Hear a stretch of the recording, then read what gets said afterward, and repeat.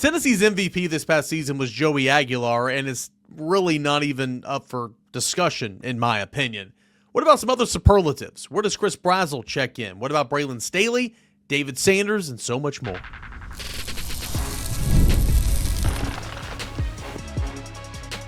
You are Locked On Vols, your daily podcast on the Tennessee Volunteers. Part of the Locked On Podcast Network, your team every day. What is up, everybody? Welcome into it, a new week. It is Christmas week officially here, and we're going to be celebrating all week long right here on Locked On Vols, so trust me, one more on that later in the show. It's going to be a fun week, but I do appreciate you guys stopping in, making Locked On Vols a part of your morning routine, your first listen, your first watch each and every single day.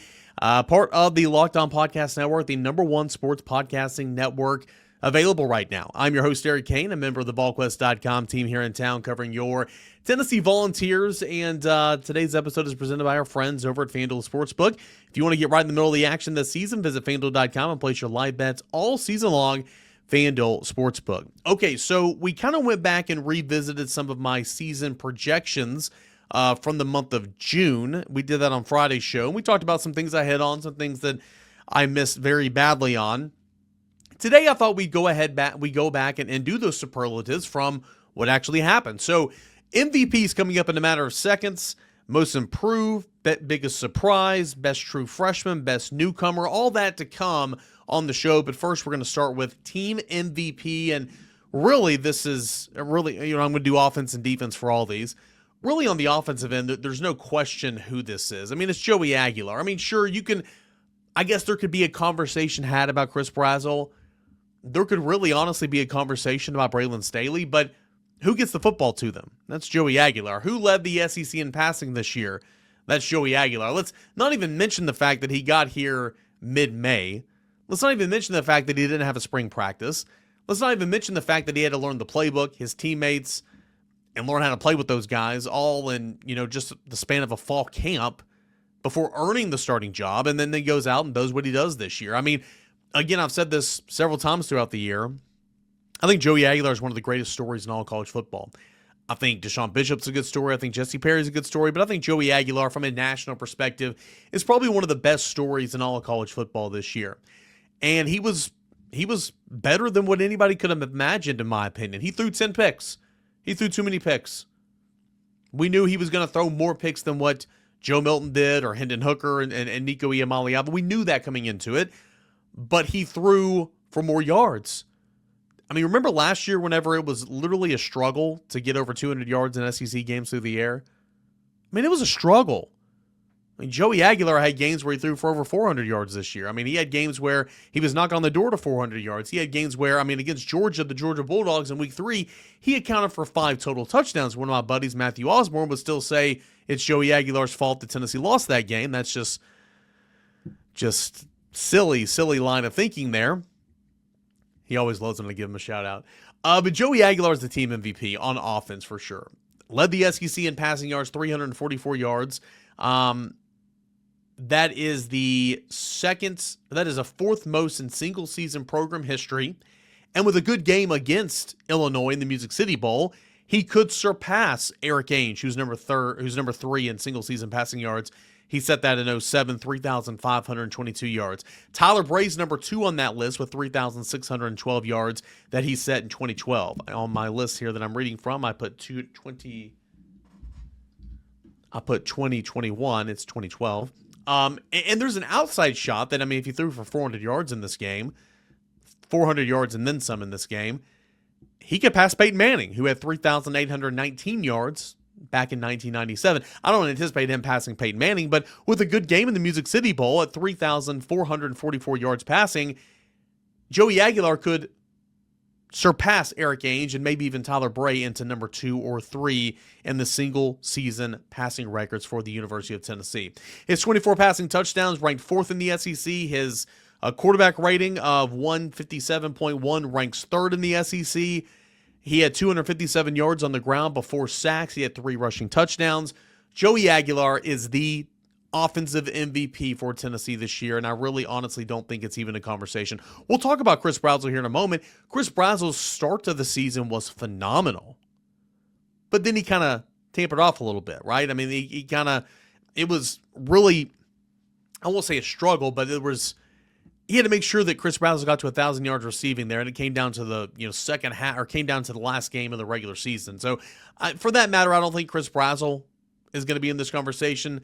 As great as Braylon Staley was, he was not a 1,000-yard wide receiver. So I think on offense, there's nobody else that could possibly be but Joey Aguilar. On defense, overall, the superlatives on defense were very challenging because, I'm going to be honest with you guys, I mean, it just wasn't a very good year defensively, and that's unfortunate. Again, we've talked about it ad nauseum, right? It's unfortunate because it was expected to be not elite like 2024, but really good. And it just wasn't. It did a few things very well. Takeaways, defensive touchdowns, and sacks. Led the nation in sacks the first half of the year. Still finished top 10 in sacks, even though it really, really did not keep pace with the way that the season started. So the superlatives overall defensively were kind of hard. But the MVP to me was pretty easy, and that was Colton Hood. And he certainly could have been listed as biggest surprise. He certainly could have been listed as best newcomer. But I figured of all the superlatives we could have listed Colton Hood under, MVP made the most sense. He was Tennessee's most dangerous player on that side of the football. 50 tackles, 4.5 TFLs, had 1 interception, 8 pass breakups. The 1 interception and 8 pass breakups did not leave the team. But what he did do was he returned a fumble for a touchdown against Syracuse. He returned a interception for a touchdown against Mississippi State. He was a Thorpe Award semifinalist. He had the second highest coverage grade of all SEC cornerbacks at 83.3. On the year, he was targeted 52 times. He allowed only 27 receptions, 325 yards, just 1 touchdown on the season.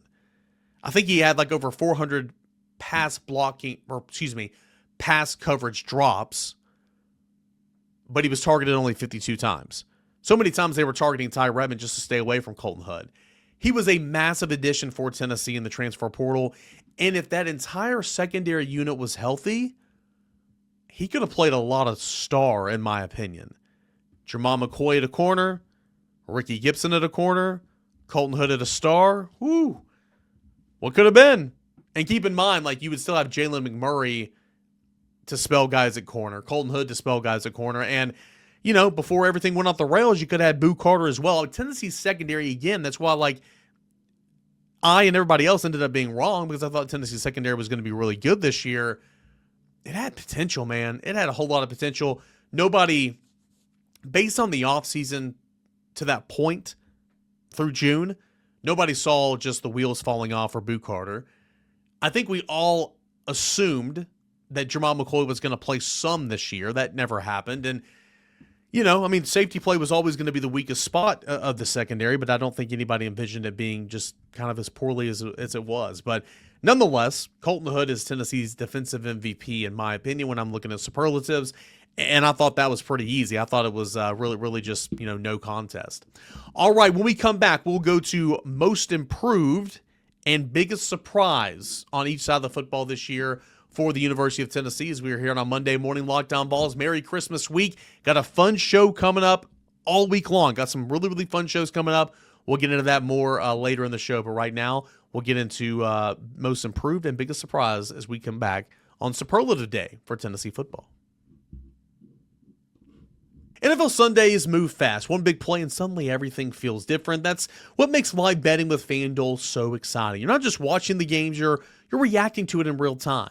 Holiday week, there's going to be NFL football. I love the fact that there's NFL football on the holidays. NBA used to dominate the Christmas holiday. I think the NFL has really kind of put its stance in there the last decade or so as well. But sports on holidays, sign me up for it. I love it. And with FanDuel, you can place bets on as the action unfolds, every drive, every momentum swing, every highlight moment. Live betting is best when the game starts to shift, the receiver gets hot, defense tightens up, or the momentum flips after a turnover. FanDuel lets you jump into that moment with live spreads that adjust accordingly to the money line instantly when those things happen.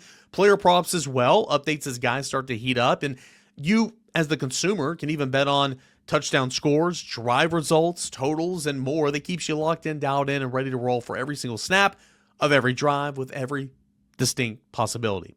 So, if you want to be right in the middle of the action this season, visit FanDuel.com and place your NFL live bets all season long. FanDuel, the game moves fast, and so can you. All that and more with FanDuel this football season.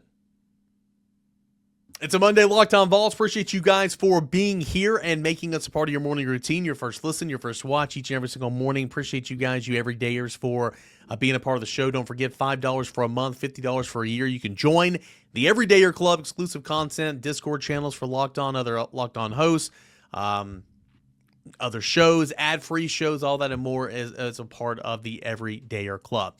All right, so back to the superlatives. We'll go offensive most improved, defensive most improved, and this is where I thought it made the most sense for Chris Brazzell, okay? Mike Matthews made a whole lot of sense here. I mean, technically, I guess you could do Braylon Staley here as well, just because you're taking guys who were super productive this year, where they weren't productive hardly at all the year before. But I'm going to go Chris Brazzell here because he was an All-American this year. He led the SEC in receiving yards.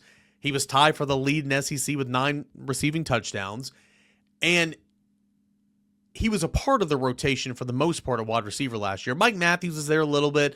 Braylon Staley was there a little bit against Vanderbilt and the college football playoff game due to the injuries and some opt-outs as well.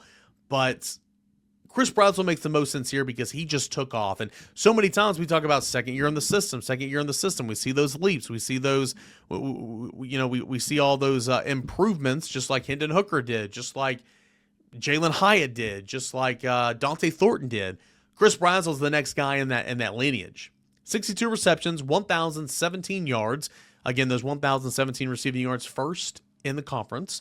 9 receiving touchdowns, tied for first in the SEC. Last year, only 19 catches for 333 yards and 2 touchdowns after transferring in from Tulane. Now, he did make some big-time catches in the Vanderbilt game when Tennessee was, got off the bus down 14-0. He made some big-time catches in that first half. He did a good job in that regard.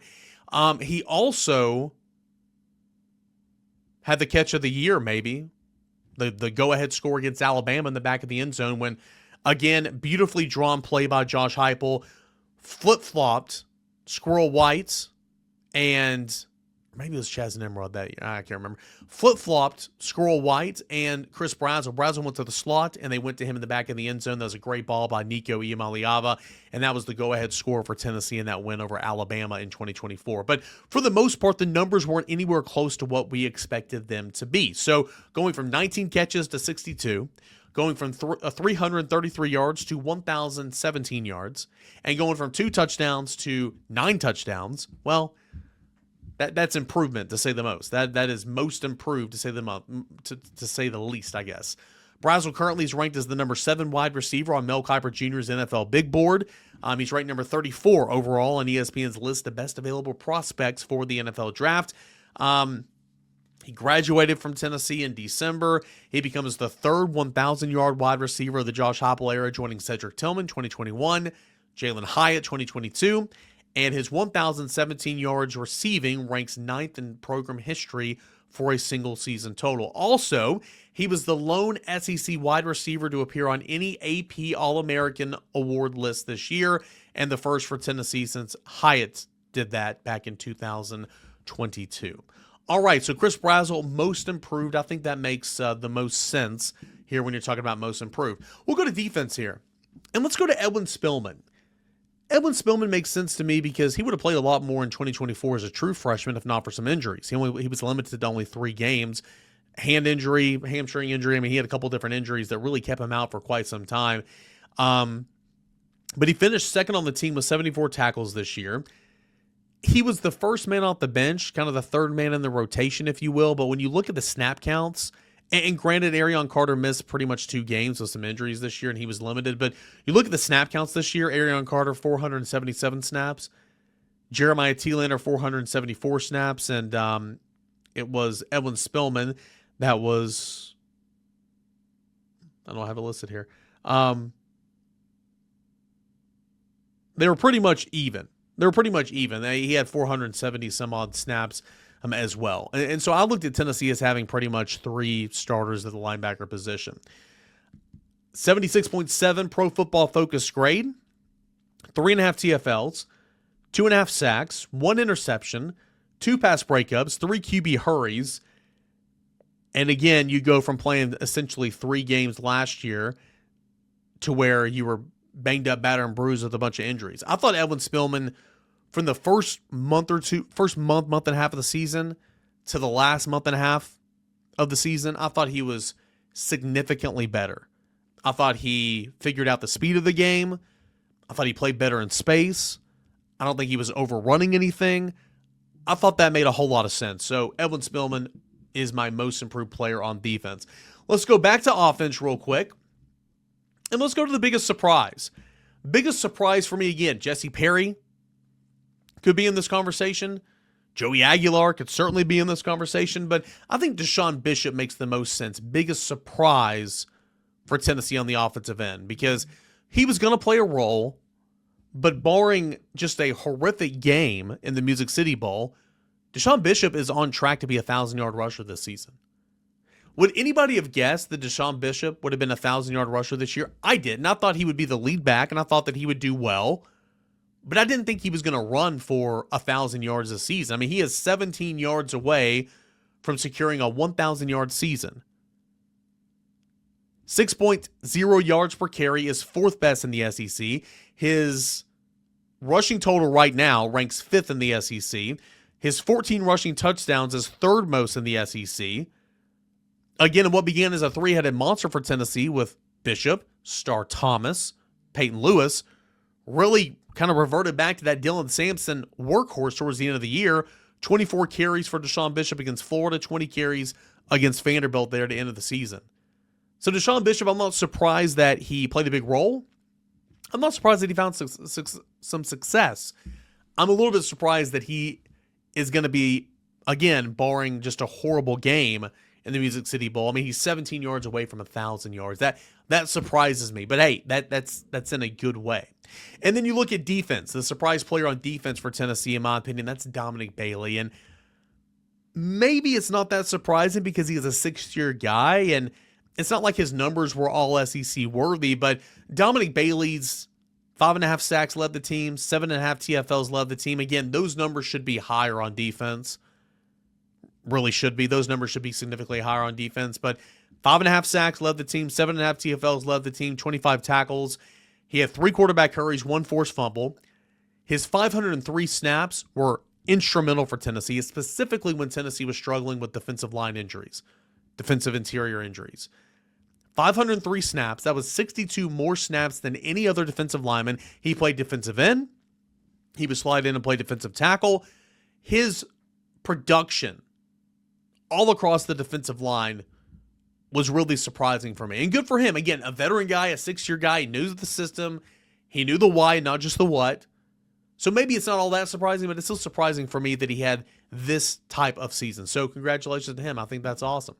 All right, only got a few more to go. Best true freshman and best newcomer. We're talking Tennessee football superlatives here on a Monday morning. Locked On Vols. Stay tuned.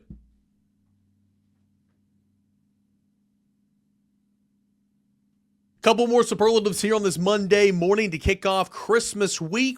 I'll mention it here in a moment. No mailbag tomorrow. We got a fun show coming up tomorrow. Fun show coming up on Wednesday. We got Boogie Bentley on Thursday. Hopefully we got a crossover coming up on Friday.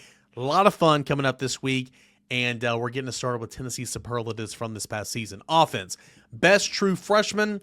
Again, we could have done best freshman. Braylon Staley could have been here. I wanted to do best true freshman because I wanted to differentiate freshman versus newcomer. So anyway, Braylon Staley is actually going to be left off this list, and it's a shame because he's the SEC Freshman of the Year. But again, he's a redshirt freshman. He had a fine season. Best true freshman goes to David Sanders. Okay, it took a little while. He obviously had injury on the week leading into the season opener. He was going to start the year as Tennessee's right tackle, but he had that injury there on the week of the season, the stinger. It really took him about a month to get right, and then he finally jumped into action in the fourth quarter against Mississippi State. Right. He met with us in the media earlier this week, and we were kind of talking about that Mississippi State game, and he was like, I got cleared earlier that week, but I didn't think I was going to play in that game. He said that the coaches told him that they could try to get him a part of the rotation, but he was just cleared, and it got to the fourth quarter, and he didn't think he was going to play, and then Jesse Perry goes down. He comes in at the beginning of that touchdown tying drive, instrumental, and the first play that they run, he's kicking out. He's kicking out the end man, pulling and kicking, and I don't know. I'm high on David Sanders, obviously the former 5-star plus offensive tackle. He ended up appearing in 8 games as the true freshman, missing the first 4. Final 5 games he started at right tackle. He ended the regular season with 425 snaps played, the 3rd highest graded offensive lineman on the team by Pro Football Focus at 67.2.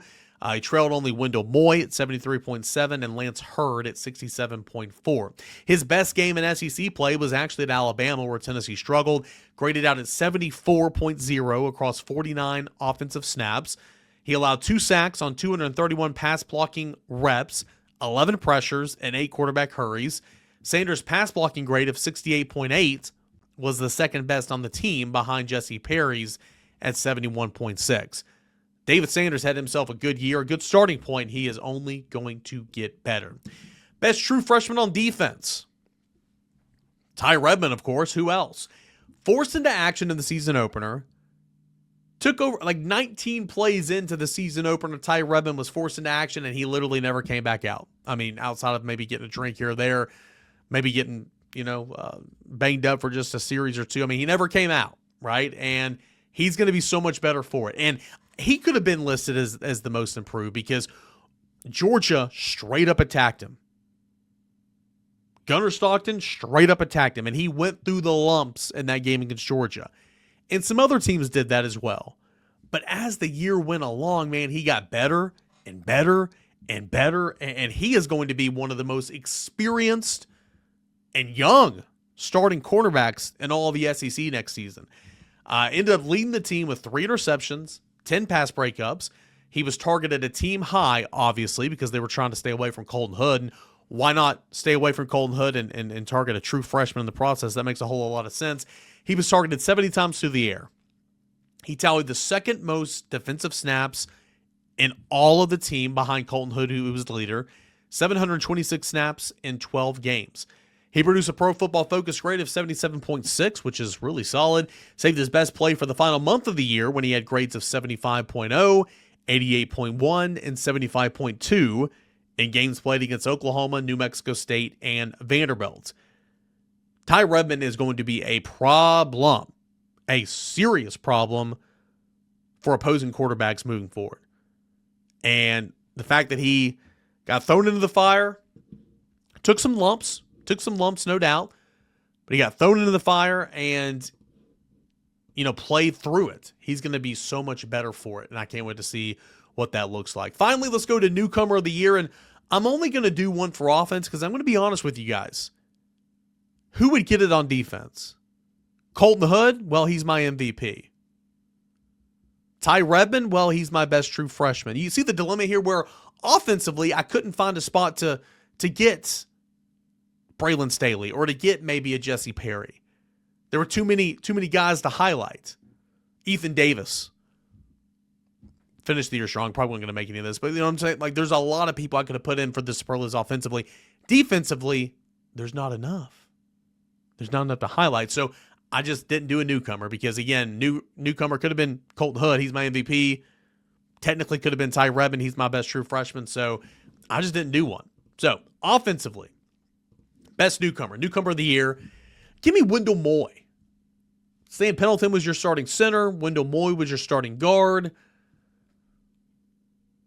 Star Thomas could have been in this conversation. I think Wendell Moy makes the most sense.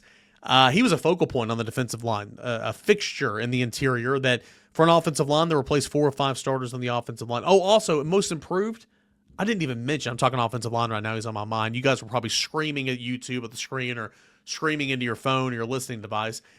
Most improved, Lance Hurd could have 1,000% been considered in that conversation.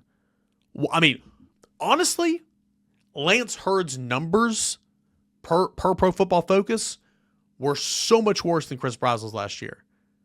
So you can make the real argument that Lance Hurd should have been your most improved player. But again, I don't think you can go wrong with Chris Brazzell, who was an All-American this year. But again, just another example of another guy that I could have put in here on offense, whereas you didn't have enough guys defensively.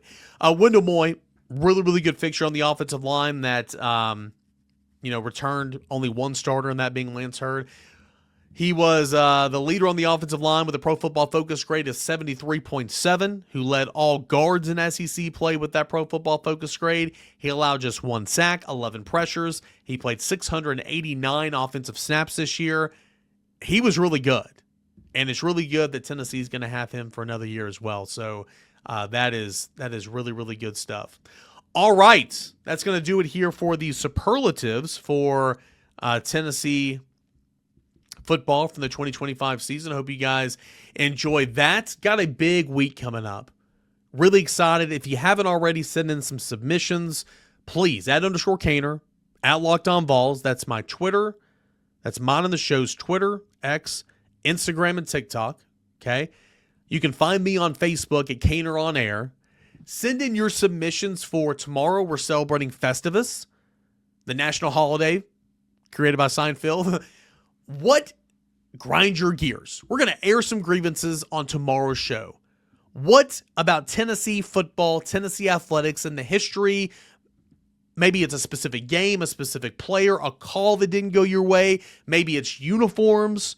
Maybe it's the fact Noah Taylor's going to join me because it's just right up his alley. Number one, he loves Seinfeld. Number two, it sounds like he's so much older than what he is, and he's a year older than me, but it feels like he's 80. Like he's got that type of mindset. Like Noah Taylor's going to join me, and like one of his grievances that he's going to air is down the field should get a whole lot more notoriety because it's a good song. Whereas Rocky Top, which is not the official fight song of Tennessee, gets all the notoriety, that type of stuff. Now, it can be Tennessee athletics related. It can be sports in general. It can be any sports take you want. It can be just everyday occurrences. We're going to air our grievances on tomorrow's show for Festivus. Festivus for the rest of us, all right? We're going to have fun with it. Send me in your submissions. @_Cainer, @LockedOnVols. Comment on this YouTube show, please. I want to hear from you. We're going to celebrate Festivus on tomorrow's show. On Wednesday's show, we're going to welcome Sports Santa. What's on your Tennessee athletics wish list? So go ahead and send those in as well. Do you want a quarterback? Which one? Do you want a Final Four? How are you going to get there? Who do you want to lead? Who do you want Tennessee to lead home runs this year? What Tennessee athletics wish are you going to ask Sports Santa for on Wednesday? Boogie Bentley on Christmas morning, Thursday, and a crossover coming up on Friday. A loaded show this week to celebrate the Christmas holiday, and really, really do appreciate you guys being here and making this part of your routine. So thankful for you guys. Love what I do. Love the interaction with you guys. It means the absolute world. Appreciate you guys. We'll be back tomorrow to celebrate Festivus right here on Locked On Vols.